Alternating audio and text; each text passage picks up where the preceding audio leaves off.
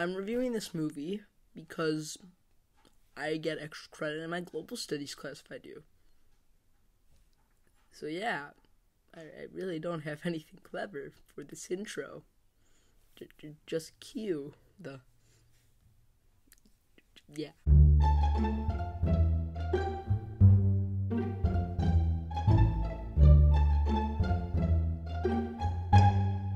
Woman in Gold. Directed by Simon Curtis, Woman in Gold tells the true tale of Maria Altman being played by Helen Mirren. When she was younger, paintings made by her aunt were taken by the Nazis. Nearly half a century later, her aunt dies, and because of this, Mirren wants to reclaim the paintings that are now in Vienna. Through this, she finds a lawyer being played by Ryan Reynolds who wants to do this for his law firm because the paintings are worth a lot of money. And through this journey, Helen Mirren and Ryan Reynolds learn to like each other and form a good bond. Now, before I went into this movie, I wasn't that excited. It just seemed like another Helen Mirren movie because she always does the same type of movies, and I just was not looking forward to it. But then, my history teacher, I asked her if I could review this movie for extra credit, and she said yes. So, thank you, Miss McKay. Woo. And while I have to say that this is told in a predictable sort of run-of-the-mill type historical film way, it's still very engaging and enjoyable.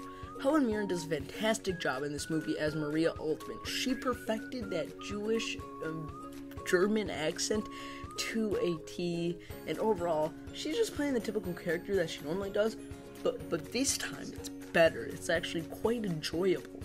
Also, Ryan Reynolds did a fantastic job in the movie. It looked like he was having a ton of fun. He also interacts with Helen Mirren really well, and those two chemistry, while it's not the greatest, nothing like Oscar worthy for best duo if that was a category, but it's not, it's still really good, and I liked it. I thought the chemistry was alright. Also, one thing I want to mention, the movie does a good job of portraying history, although it's so generically, it still adds in some aspects that were going on during this time period, during the flashbacks, because the director also has flashbacks of it, and he shows the Nuremberg laws being put into place, and also he shows, there's mention of frozen assets, there's mention of frozen assets in the flashbacks as well. And overall, I just think the director did a good job of portraying history because this isn't his first history movie. I think he's only directed two theatrical releases, and his other one was My Week with Marilyn. So he knows what he's doing in this movie, and I really appreciate that about this director. But by far, though, the best thing in this movie is the cinematography. While we're in the modern time, it has this tint of gold to it throughout that time. But then when we cut to the flashbacks,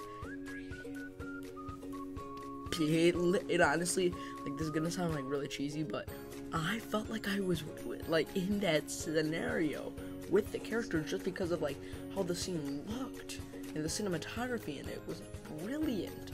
But my main complaint with this movie is that it is extremely slow.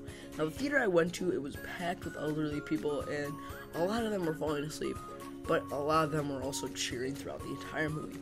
So I guess I would say, if you're someone who would fall asleep in a movie, don't see this. You'll fall asleep.